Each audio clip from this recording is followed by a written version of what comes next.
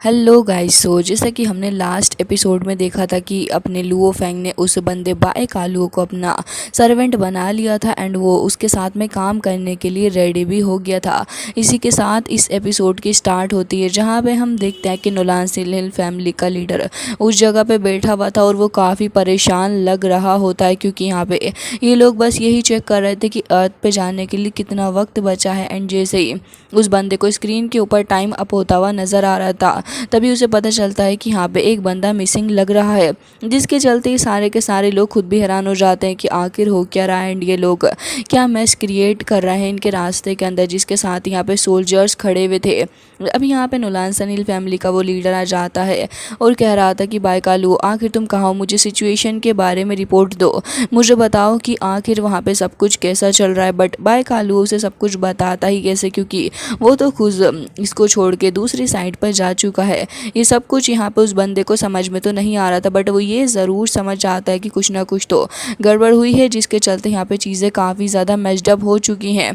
अब यहाँ पे हम देखते हैं कि गार्ड्स खड़े हुए थे एंड यहाँ पे तुरंत ही वो लोग अजीब सा प्रेशर को फील करते हैं। एंड ये प्रेशर किसी और का नहीं बल्कि नोलान सनील फैमिली के उस लीडर का था, जो कि बहुत ही ज़्यादा गुस्से में आ जाता है ये सब कुछ, जिसकी उसको भनक पड़ती है तो वो काफ़ी ज़्यादा भड़का हुआ था लुओ फेंग के ऊपर, क्योंकि कहीं ना कहीं एक बार फिर से उसका प्लान कैंसिल होता हुआ नज़र आ रहा है।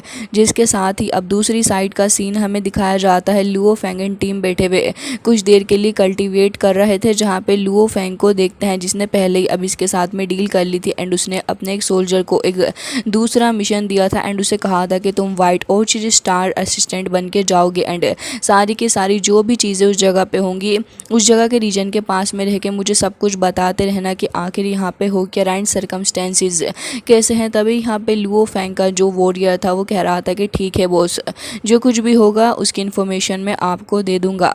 इसके अलावा हम देखते हैं कि यहाँ पे लुओ फेंग की पूरी टीम जो कि अब उठ के खड़ी हो जाती है, क्योंकि अब इन लोगों को आगे का सफ़र भी तय करना था एंड अपने नेक्स्ट प्लान के बारे में भी इन लोगों को सोचना था कि आगे क्या करना है।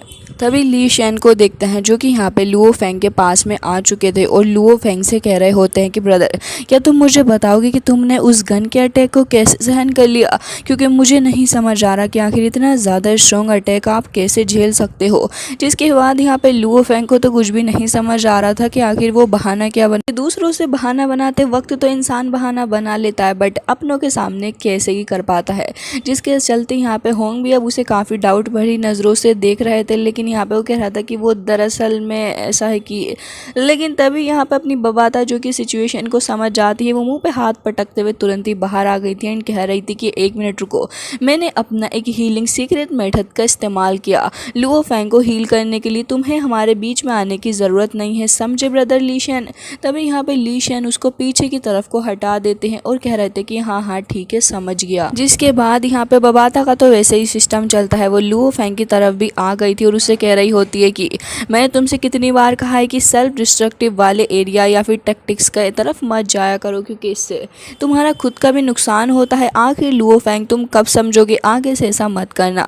ये कहते साथ ही वो तुरंत ही वहाँ से गायब हो जाती है। लेकिन तभी बाय कालो को देखता है जो कि फिलहाल दोनों ही सोल्जर्स को देख रहा था। तभी उसे यहाँ पे उनको स्कैन करने के बाद रियलाइज होता है कि इन दोनों के ही माइंड के अंदर किसी तरीके की कोई चिप इंसर्ट ही नहीं है, जिससे वो काफ़ी ज़्यादा क्यूरियस हो गया था। लुओ फेंग के पास आ जाता है, कह रहा था कि बॉस वो तो स्लेव है ना, तो फिर स्लेव्स के माइंड के अंदर तो पहले से ही एक सोल चिप लगी होती है, तो भला कैसे इन लोगों के माइंड के अंदर कोई सोल चिप नहीं लगी हुई जिससे कि इनका मालिक इन्हें कंट्रोल कर पाए। तभी लुओ फेंग कहता है कि अरे भाई वो स्लेव है ही कहाँ। एंड यहाँ पे हमें देखने के लिए मिलता है कि यहाँ पे ली शैन भी काफ़ी ब्रदरहुड वाले चीज़ को प्रमोट यहाँ पे कर रहे थे अपने स्लेव्स के साथ में। लुओ फेंग कह रहा होता है कि भले ही वो यूनिवर्स की किसी दूसरी जगह पे स्लेव हों, बट यहाँ पे आने के बाद वो स्लेव नहीं रहे, वो मेरे पार्टनर है। अब बाय कालो और भी ज़्यादा कंफ्यूज हो जाता है, कह रहा था कि पार्टनर कैसे हो सकते हैं। तो लुओ फेंग कह रहा था कि पार्टनर ट्रस्ट के बेसिस पे, क्योंकि उन्होंने मेरा ट्रस्ट जीता है, तुम भी ऐसा कर सकते हो। तभी यहाँ पे बाय कालो मुस्कुराने लग जाता है, कह रहा था कि बॉस आपने सही कहा हो, टेढ़ी नज़रों से उनकी तरफ को भी देखने लग गया था। लुओ फेंग खुद भी हैरान था कि बाय कालो वाकई में काफ़ी अजीब सा रिएक्शन इन सारी चीज़ों को दे रहा है।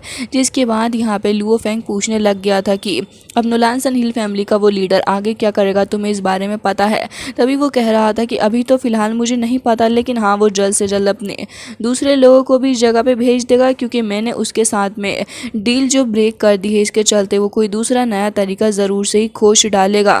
इसके अलावा वो यहाँ पे उसके लीडर के बारे में ये भी बता देता है कि उसका नंबर 1 प्लान यही था कि ये जो एंशिएंट सिविलाइजेशन रूइन है इसको भी पूरे तरीके से अपने काबू में कर लिया जा सके। एंड ये जो मैकेनिज्म है ये बहुत ही ज़्यादा खास तरीके का ट्रीजर उन लोगों के लिए साबित होगा।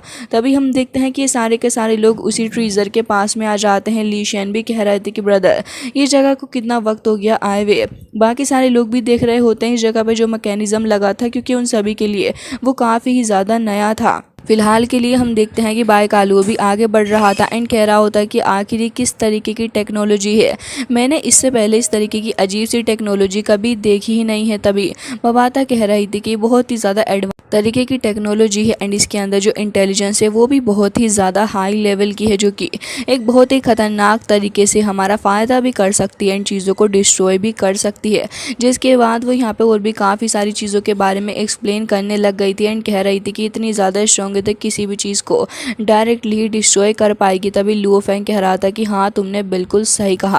अब यहाँ पे बबाता कह रही थी कि वैसे वो जो चिप हमने ली थी कि हम इस कंट्रोल रूम के अंदर इस चिप को इंसर्ट कर सकते हैं। तभी लुओ फेंग भी उस चिप को अपने हाथ में लेके देखने लग गया था एंड कह रहा था कि हाँ तुमने बिल्कुल सही कहा, बट ये थोड़ा मुश्किल है। तभी होंग भी कह रहे थे कि बिल्कुल हमें इस जगह से जिंदा होते हुए दूसरी साइड पर जाना होगा, लेकिन ये बहुत ही ज़्यादा खतरनाक हमारे लिए हो पाएगा, क्योंकि हम तो इसे बिल्कुल भी नहीं कर सकते, ये हमारे बस की बात ही नहीं है। बट सरप्राइजिंगली यहाँ पे बायकालुओ आगे आ जाता है एंड कह रहा था कि मैं यूनिवर्सल लेवल 8 पे हूँ। इसके अलावा मैंने 3rd लेवल फोर्स का एक सूट भी पहना हुआ है, जो कि मेरी काफ़ी ज़्यादा मदद कर सकता है। आउटसाइड मैंने एक 5th अलॉय सूट पहन रखा है, जो कि डबल प्रोटेक्शन मुझे प्रोवाइड करता है। तो क्या आप मेरे ऊपर ट्रस्ट करना चाहेंगे? मैं इस चीज़ को ज़रूर से ट्राई करना चाहूँगा। लुओ फेंग यहाँ पे थोड़ा हिचक रहा था, बट कह रहा था कि अगर तुम सच में करना चाहते हो तो फिर ये लो। वो तुरंत ही उसके हाथ में वो चिप दे देता है, जिसको लेके बायकालुओ काफ़ी ही ज़्यादा पैशनेटली आगे बढ़ जाता है एंड कह रहा था कि मैं इसे करके रहूँगा। वो तुरंत ही अपने विंग्स ओपन करता है, काफ़ी तेज़ स्पीड के साथ वो उस जगह से निकल जाता है उस रोड की तरफ होते हुए। हम देखते हैं कि वो रोड की तरफ तो आ चुका था, लेकिन उस रोड पे आते के साथ ही यहाँ पे उसे काफ़ी प्रेशर भी फील होता है। सामने उसे दिखता है काफ़ी ज़्यादा हाई लेवल का स्पेसशिप मैकेनिज्म, जो कि कह रहा था कि अच्छा इसका मतलब यही इसकी मेन बॉडी है। हमें देखने के लिए मिलता है चारों ही साइड से उसका लुक, जो कि देखने में एक हाई लेवल की एनर्जी के साथ में मिला जुला था। और उसके बाद ही हम देखते हैं कि यहाँ पे फाइनली जाके बायकालुओ काफ़ी ही ज़्यादा आगे भी आ जाता है एंड यहाँ पे हमें देखने के लिए मिलता है कि काफ़ी सारी हाई लेवल की एनर्जी भी इस जगह पे मौजूद थी एंड कुछ अजीब तरीके की रेड लेज़र इस जगह पे एक्टिवेट हो जाती है, जिसे देख के बायकालुओ थोड़ा घबरा जाता है एंड कह रहा था कि आखिर ये क्या चीज़ है। वो तुरंत ही थोड़ा साइड में हो जाता है, लेकिन यहाँ पे वो जो एनर्जी थी काफ़ी तेज़ी के साथ आगे बढ़ रही थी। वो लेज़र एनर्जी उसके ऊपर इतनी स्पीड से अटैक करती है, बट बायकालुओ काफ़ी ज़्यादा फास्ट था। वो उस एनर्जी से भी ज़्यादा तेज़ी से उस जगह से निकल के दूसरी साइड पर चला जाता है, लेकिन जैसे जैसे आगे बढ़ता जा रहा था वैसे वैसे उसकी तरफ वो इतनी ज़्यादा पावरफुल फ्लैश आगे बढ़ रही थी कि उसका आगे बढ़ना ही मुश्किल हो जाता है। बट हमें यहाँ पे देखने के लिए मिलता है बायकालुओ की ट्रू स्ट्रेंथ, बहुत ही ज़्यादा ग्रेसफुली वो आगे बढ़ रहा था एंड देखने में एक काफ़ी शानदार सीन ये नज़र आता है, जहाँ पे हर तरफ से लेज़र उसके ऊपर अटैक कर रही थी, बट सामने से ढेर सारी थंडर उसके ऊपर अटैक कर देती है एंड यहीं से उसका फॉल शुरू होता है, क्योंकि उसके बाद तो फिर वो लेज़र के थ्रू होते हुए बहुत ही बुरे तरीके से पीछे को जा गिरता है एंड जैसे ही वो वहाँ जाके गिरता है ढेर सारी और भी लेज़र इकट्ठा होकर उसके ऊपर अटैक कर देती है। के बाद बायकालुओ को काफ़ी ज़्यादा हर्ट भी हो रहा था, बट अनफॉर्चुनेटली यहाँ पे उसे इतना ज़्यादा हर्ट होने के बाद भी वो हार मानने का नाम नहीं ले रहा होता, बल्कि अब उसके अंदर और भी ज़्यादा अग्रेशन आ चुका होता है सारी ही चीज़ को देखने के बाद, जिसके बाद वो गुस्से से उन सारी ही चीज़ों को फेस करते हुए बहुत ही ज़्यादा तेज़ी के साथ उस जगह से आगे निकल ही जाता है एंड हमें देखने के लिए मिलता है कि ऑलमोस्ट मेन पॉइंट के पास आने के बाद बायकालुओ तुरंत ही अपनी नाइफ से उस जगह को हिट करता है। फिर उस जगह के पास में जो एक पोल बनी हुई थी वो उसे क्रैश कर डालता है, जिससे कि एक बहुत ही बड़ा ब्लास्ट इस जगह पे हो जाता है। बाहर से सारे ही लोग खड़े हुए थे और वो देख रहे होते हैं कि आखिर अंदर चल क्या रहा है, क्योंकि किसी को नहीं पता कि आखिर अंदर वैसे हो क्या रहा है, जिसके बाद बाय कालू को देखते हैं जो कि अब उस मेन पॉइंट के पास पहुंचने वाला था, जिस जगह पे जाने के बाद अब यहाँ पे इन लोगों को काफ़ी सारी चीज़ें हासिल होने वाली थी।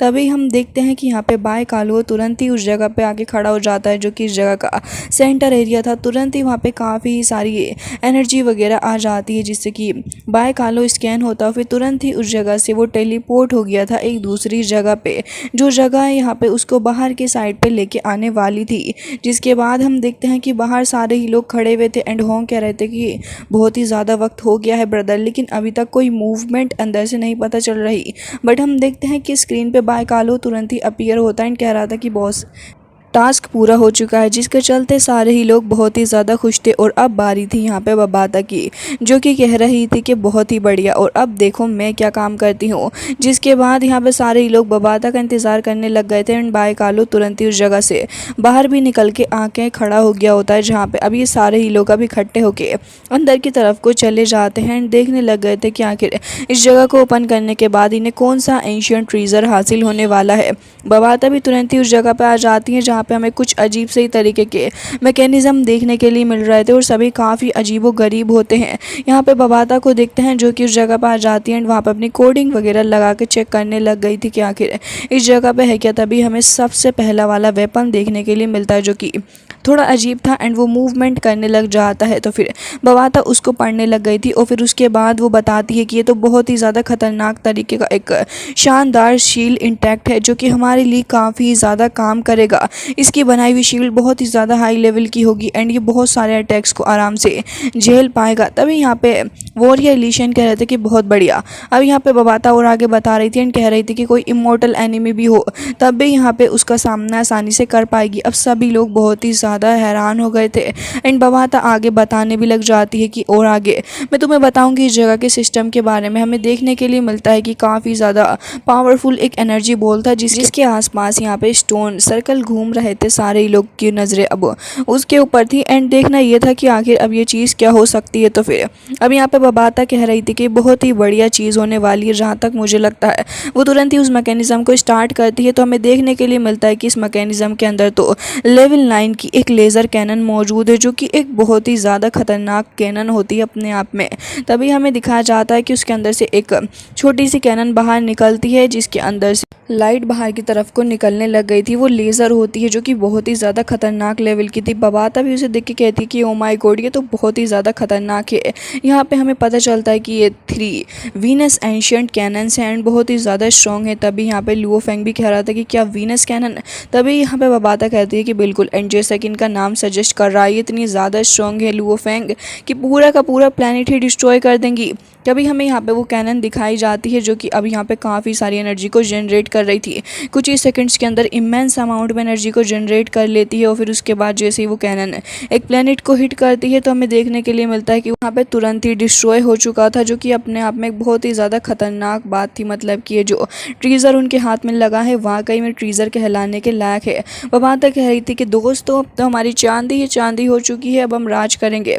तो यहाँ पे सारे के सारे बहुत ही ज़्यादा खुश हो जाते हैं। बबाता कह रही थी कि अभी तो हमारे पास में और भी काफ़ी सारे ट्रीजर्स आ सकते हैं, लेकिन इतनी ही देर में बबाता को पता चलता है कि 2 स्पेस क्राफ्ट उनकी तरफ बहुत ही तेज़ी के साथ आगे बढ़ रही हैं, बल्कि 2 से भी ज़्यादा स्पेस क्राफ्ट हैं।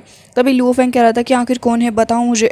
एंड इसी के साथ यहाँ पे बाय कालू भी कह रहा था कि नुलानसन हिल फैमिली ने ज़रूर से अपने चेलों को भेजा होगा हमें डराने और धमकाने के लिए। तो फिर ये सारे ही लोग यहाँ पे देखने लग गए थे कि आखिर स्पेस क्राफ्ट किसी स्पीड से आगे बढ़ रही है।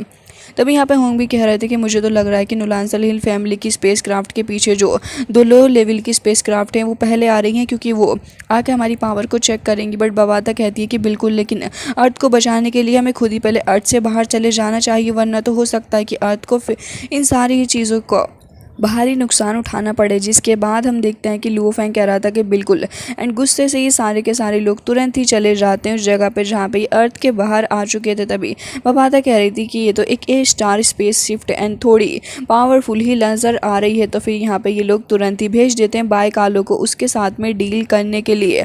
जिसके साथ ही हमें दूसरी साइड दिखाया जाता है कि फ़िलहाल तो यहाँ पे एक बंदा जो कि स्पेसक्राफ्ट के अंदर था बहुत ही टेंशन में होता है, लेकिन जैसे ही बाय कालो भैया आके उसके ऊपर किक मारते हैं, भाई साहब क्या ही बुरी हालत उनके स्पेसक्राफ्ट की हो जाती है। एक दूसरे के समा चुके थे जैसे कि फेविकोल का जोड़ लगा दिया गया हो। एंड इसी के साथ यहाँ पे इनकी हालत बहुत ही ज़्यादा ख़राब हो गई थी। बबाता इनको देख रही थी तो फिर लुओ फेंग यहाँ पे कह रहा था कि मैं अर्थ का लॉर्ड तुमसे बात कर रहा हूँ, बाहर आओ। ये सुनते साथ ही वो बंदा कह रहा था कि तुम्हारी हिम्मत भी कैसे हुई, अर्थ के लॉर्ड होके तुम हमें इतने बुरे तरीके से ट्रीट कर रहे हो। एंड यहाँ पे वो लोग अपनी लेज़र कैनन को शूट करते हैं इनके ऊपर। एंड काफ़ी ज़्यादा खुश थे, बट इतनी देर में यहाँ पे लुओ फेंग बाय कालो को इशारा करता है तो फिर हमें दिखाया जाता है कि बाय कालो भाई साहब एक बार फिर से एक बहुत ही स्ट्रॉन्ग नाइफ अटैक करता है, जिसके चलते उसकी कॉस्मिक पावर के चलते ही बस इनकी स्पेसक्राफ्ट की धज्जियां उड़ चुकी थी। एंड वो बंदा काफ़ी ज़्यादा बौखला जाता है, वो डर गया था कि आखिर हो क्या रहा है। लुओ फेंग कह रहा था कि बाहर आओ नहीं तो तुम्हारी शिप को पूरे तरीके से डिस्ट्रॉय कर दिया जाएगा। कैप्टन यहाँ पे डर रहा था, बट एक बंदा उसका मौजूद था, उसे कहता कि जाओ यहाँ से बाहर। वो बंदा डर रहा होता है, बट वो उसे धक्के वक्के मार के बाहर को निकाल ही देता है। जिसके बाद वो बंदा हाथ पैर जोड़ने लग गया था एंड कह रहा था कि हम लोग ब्लैक ड्रैगन माउंटेन पार से आए हैं, प्लीज़ हमें माफ़ कर दीजिए, मैं नहीं पता था कि आपके साथ तक कुछ हो जाएगा। एंड इसी के साथ यहाँ पे लुओ फेंग कह रहा था कि मैं सनफू माउंटेन से भी बिलोंग करता हूँ एंड अर्थ का लॉर्ड भी हूँ, तो अगर तुमने आगे से इसे ड्रामा करने की कोशिश की तो याद रखना कि मैं एंड सन माउंटेन दोनों ही तुम्हारे ऊपर काफ़ी ही सारे अटैक करेंगे। एंड हो सकता है कि यहाँ पे बहुत ही बुरे तरीके से तुम्हारे ऊपर अटैक भी हो। जिसके बाद हमें देखने के लिए मिलता है कि यहाँ पे बहुत ही बुरे तरीके से वो लोग डर गए थे। एंड इसके बाद यहाँ पे ये लोग काफ़ी ज़्यादा घबरा भी जाते हैं एंड कह रहे थे कि आखिर ऐसा क्यों लग रहा है कि ये लोग हमारे लिए फ्यूचर में प्रॉब्लम खड़ी कर देंगे। एंड इतनी ही देर में वो स्पिरिचुअल मास्टर भी आ जाता है और कह रहा था कि बिल्कुल ये लोग प्रॉब्लम कोज नहीं करेंगे, लेकिन हाँ जब ये जाके 4 लोग को बताएंगे तो अटेंशन ज़रूर से ही हमारे ऊपर ड्रॉ होगी। तभी बबाता कह रही थी कि बिल्कुल, लेकिन तुम हमारे बीच में मत बोलो, जब तुम यहाँ पे ली शैन की मदद ही नहीं कर रहे, ज़रा उसके लेवल्स बढ़ा दो, उसकी मदद कर दो। तो स्पिरिचुअल मास्टर कह रहा था कि लेवल बढ़ाने का बस एक ही तरीका है, वो प्रैक्टिस प्रैक्टिस एंड प्रैक्टिस। जिसके बाद तो बबाता को गुस्सा आ जाता है, दोनों ही आपस में सिर टकराने लग गए थे। लुओ फेंग भी सोच रहा था कि आखिर यहाँ पे हो क्या रहा है, बट इतनी ही देर में हम देखते हैं कि यहाँ पे वो दूसरा वाला एलियन बंदा वो यहाँ पे सामान को कलेक्ट करने की कोशिश कर रहा था, चेक कर रहा होता है कि आखिर यहाँ पे है क्या। तो यहाँ पे हम देखते हैं कि फिलहाल तो एक चिप हमें देखने के लिए मिल जाती है जो कि तुरंत ही लुओ फेंग के हाथ में आ गई थी। लुओ फेंग अब उसे स्कैन करने लग गया था एंड सोच रहा होता है कि आखिर ये चीज़ है क्या। तभी बबाता कह रही थी कि मेरे पास में एक सॉल्यूशन है। एंड गाइस इसी के साथ आज का एपिसोड हो जाता है एंड आई रियली होप कि आप ये एपिसोड पसंद आया होगा। मिलते हैं नेक्स्ट वीडियो में, तब तक के लिए bye bye, take care of yourself.